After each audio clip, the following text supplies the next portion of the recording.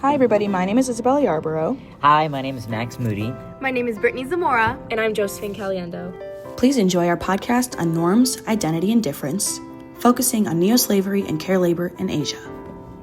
Ahead of today's podcast episode that will touch on gendered issues, we would like to acknowledge and clarify the difference between sex and gender.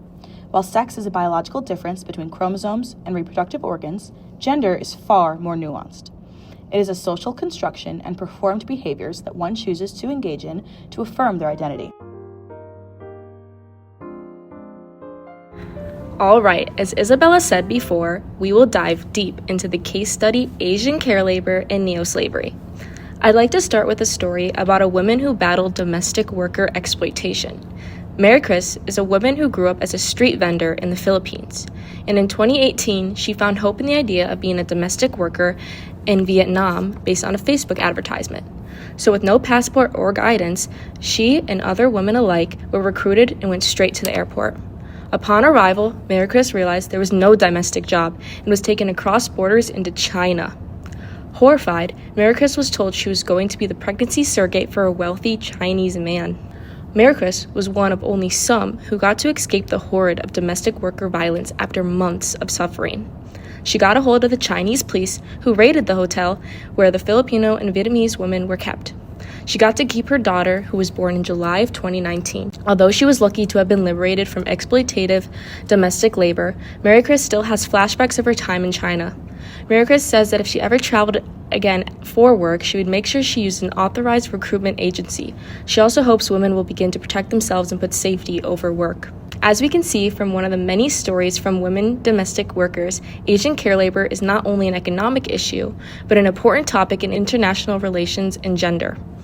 Specifically, in the Philippines, these women are a crucial part of the country's economy because they migrate to other Asian countries, Middle East, and the West. There are over 600,000 Filipino foreign domestic workers across Singapore, Malaysia, and Hong Kong. Within the term neo-slavery, these jobs are a systematic denial of care laborers' humanity, and it enforces forced labor and justifies sexist and racial stereotypes. Like Mary Chris's story, this labor contributes to the issue of sex trafficking, where many women in the field are victims to human trafficking and sex crimes with little to no way out. Also in this work, women are deemed cheaper to be hired than male workers, and this is established through different educational opportunities, behavioral norms, differing hierarchies in the home, and social responsibilities. There has been national action about exploitative domestic labor. The Philippines engages in diplomacy to reduce barriers to Filipina care labor. The country collaborates with corporations to ensure that these care laborers have a share of the regional and global markets in the care chain. Outside of the Philippines, other states hold restrictive work visas on them and will not allow them to work outside their employers' homes. Now let's discuss some key factors, actors, and a timeline. As these countries collaborate with corporations, or even when thousands of women migrate from country to country, neo-slavery would be a prime example of what is called globalization. In other words, the structured transnational relations. Within neo-slavery, there are labor-sending countries. These are female domestic workers who come from countries such as the Philippines, China, India, and Mexico. Then there are host countries. This is what Josie was describing as the women who migrate to other Asian countries, the Middle East, and the West. Countries such as Hong Kong, Malaysia, Singapore, the United Kingdom, and the United States. As Josie previously mentioned, there is national action in exploitative domestic labor, such as the United Domestic Workers of the Philippines, also known as United. But there is also international action. Organizations such as the International Labor Organization, International Red Cross, and the International Domestic Worker Federation. Throughout the years, many organizations have worked to fight against exploitative domestic labor. In 2011, the International Labor Organization hosted the Convention Concerning Decent Work for Domestic Workers. It is a treaty that sets labor standards for domestic workers worldwide. In 2013, the Philippines Assembly Congress enacted a law titled the Republic Act No. 1036. This was meant to protect the rights of welfare of domestic workers by providing formal employment standards, including minimum wage, social benefits, standardized contracts, rest days, and legal remedies. In 2015, United is the first and only trade union for domestic workers in the Philippines, established to advocate for the rights of domestic workers. In 2025, UCLA hosted the International Labor Conference and the Thinking Gender Conference. Even the United Nations General Assembly put out a report outlining the current situation on violence against women migrant workers and provides measures taken by member states in the UN to address this issue by 2030 and ensure protection of migrant women's rights, as well as recommendations for future actions. And now a word from our sponsor. This podcast is brought to you by the Oxford University Press. Publishers of the in-demand textbook, The Globalization of World Politics, would like to give all of our listeners an up-close and personal relationship with learning. Using code IBMJ at checkout, you can access their online learning portal for free throughout the month of December. Editors John Bayless, Steve Smith, and Patricia Owens have come together to share their knowledge regarding a variety of topics, including but not limited to anarchy, sovereignty, identity, and more. Better understand our world and the people in it with the Oxford University Press. We will analyze this case through social constructivism and feminist theories. Analyzing this case from a social constructivist perspective is valuable for considering how norms affect inequality and for considering organizations as actors. Many aspects of this case study are socially constructed norms. The idea of gendered labor is built on the idea of gender, which is a social construct. Who can and should serve which roles is based on nothing concrete, only norms. Additionally, the care labor industry and reproductive economy are socially constructed norms. The reproductive economy being separate from the traditional economy and not perceived as an integral aspect of the traditional economy is not a practical means of society, rather a consequence of misogyny pushing the woman-dominated economy lower. These norms are maintained in a pervasive cycle in which upper and middle-class women depend on lower-class women for domestic labor, and the lower-class women depend on the upper and middle-class women for employment. And, above all, the host country and the Philippines economies depend on the domestic workers' labor. Maintaining these norms also maintains the exploitation and inequality inherent in them. Calling it neo-slavery is not a light term, and the work conditions reflect this harshness. A key factor of the social constructivist perspective is NGOs. Some organizations that are actors in this case are United Domestic Workers of the Philippines, an international organization created by the Labor, Education, and Research Network. They promote a solidarity among domestic workers in the Philippines and globally. They organize domestic workers. They offer leadership development of officers and members, education, domestic workers' rights campaigns, and research and economic empowerment. Another actor is the ILO, International Labor Organization.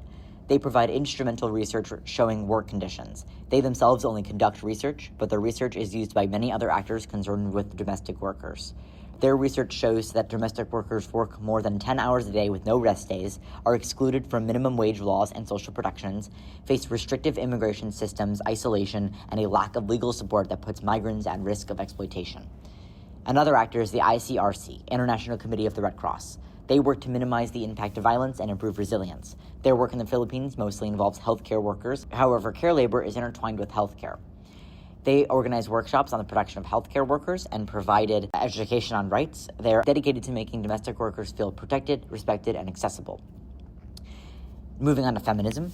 Feminism is a valuable lens to analyze this case because domestic and care labor is a women-dominated field which suffers from discrimination. Using feminism as a specific lens puts the focus on how women are directly impacted by the care labor system, rather than how the industry itself functions. The focus is on the people. An important aspect of feminism is female representation in the government. Only 25% of government positions in the Philippines at all levels are occupied by women. However, the United Org is run by an 11-women committee led by a migrant domestic worker. This is especially important because in this organization, women are representing women rather than how the Philippines are governed. This can drastically change the values of a group. According to the textbook, gender is a manifestation of political power because it affects who gets what. In the Philippines and globally, women get less than men. Analyzing the care labor industry from a feminist lens can begin to change this imbalance. Now, Isabella, tell us about the implications and an analysis of this case. As we move towards the end of our podcast and really reflect on the stories and facts that we've learned about so far, I'd like to transition us into thinking about some real-life implications and an analysis of what we've heard. To some, words like gender, neo-slavery, constructivism, and feminism are just buzzwords of the time, but they're not. They're an accumulation of letters that are representative of the very heavy weight of various movements, stories, and impacts that will ripple through our lives and the lives of generations to come. The roles of feminism and social constructivism in the conversations regarding gender disparity and in the wake of devastating realities for so many around the globe, like slavery, are the through points that help us to learn, understand, and be better patrons of the world and friends to one another. Most broadly, this case unveils the universal double burden of employment that women face. Despite her place of birth, residing state, socioeconomic class, or whatever other external factors, all women experience the burdens of both paid and unpaid labor in both the reproductive and productive economies. Now, let's take a beat to zoom in and provide some context to that. The reproductive economy is inclusive of the transaction of acts, including but not limited to childbearing, cooking, cleaning, and laundering. Said acts can be performed in or outside of the home and are categorized as the reproductive economy because of their association with the female sex as nurturing acts for, oftentimes, the offspring that they've reproduced. The reproductive economy is founded on substantial cross-border movements and designated state policies that encourage, maintain, and manage the category of services. Now, the productive economy is the economic flow state as we know it, the traditional transfer of ungendered goods, currency, and services for something in return. Okay, zooming back out, the burdens associated with paid work within the productive economy. Having women in the workforce is good for economies across the board, but it's not always good for the women involved. Many states around the globe will outsource what's called feminized labor to save on money and provide women work. The feminized labor is the less desirable, less secure work that's often associated with female qualities. Think tailorers, textiles, salon employees, cleaning services, etc. Because of the gender pay disparities and the desperation that so many women have, this deal is really fiscally beneficial for state parties. So much so that states will often act as brokers for migrant female workers. Like in the case of Mary Chris. As we recognize in her story, this isn't so great for the women. Their desperation and lack of options leaves them in a state of increased vulnerability with less security, less say, and less pay. And now a word from our sponsor. This podcast is brought to you by The Guardian. The Guardian is a print and online news publication that covers a wide variety of topics like politics, international news, social justice, environment, science, culture, and sports. With esteemed journalistic integrity, The Guardian is a go-to source to hear the voices and stories of those impacted by world politics and more. Using our link in the description, you can read first-hand accounts of Filipino women like Mary Chris, whose lives have been impacted by new slavery and domesticated labor. Unpaid work within the reproductive economy carries a much different burden. First of all, the reproductive economy has to exist first to allow the productive economy to function at all. Women often take care of those domestic, feminized acts in the home, which allow the adults in the home to work and function outside of it, and the children to become productive, contributing citizens of the future. Without shelter, nature, basic education, and nutrition, there can be no adult laborers capable of working for a wage. Functions performed by women within the home also directly contribute to the productive economy. Women in charge of those domestic roles have the selective buying power, choosing what foods to feed their families, what products to clean with, and what socks will be on their families' feet. Despite the heightened importance of their work in the reproductive economy, and despite the fact that it literally has to work for an economy to work at all, many women are not paid for their labor, are often oppressed, looked down upon, and belittled for it. All the while, women's unpaid contributions to global health care has been estimated up to $1.5 trillion each year. The burdens women face are horrendous and obviously unfair, but they reveal a hidden truth to the matter, that women indirectly carry the power of the economy in the global north and south. We now recognize that one cannot exist without the other. The reproductive and productive economies are dependent on each other, and their flows are dependent on women existing and doing their part, both freely and by force, in different parts of the world. Despite wage disparities, women today have greater economic power than ever before as the whole system relies on us. The burdens are heavy and unfair, but they're real, they're impactful, and they're always there. And Josie, I'm now throwing it over to you for some final key takeaways. As we conclude this podcast, we have established how Asian care labor looks and acts in international relations as we relate to the topic to the theme norms, difference, and gender. Domestic workers are a crucial part of international relations and the economy. Key actors of Asian countries include the Philippines, China, Malaysia, and there's Western actors like the UK and the USA who have all taken action to reduce exploitation and give labor rights. Through the lens of social constructivism and feminism, we could see that Asian care labor is a product of social interaction and upholds the patriarchal structure. Finally, we can connect neo-slavery directly to the reproductive and productive economy, showcasing that international relations is deeply infused with feminized labor. And with that, on behalf of our group, we'd like to thank you for tuning into our podcast today. We hope you take a minute to reflect on what you've heard and continue to grow your interest in international relations.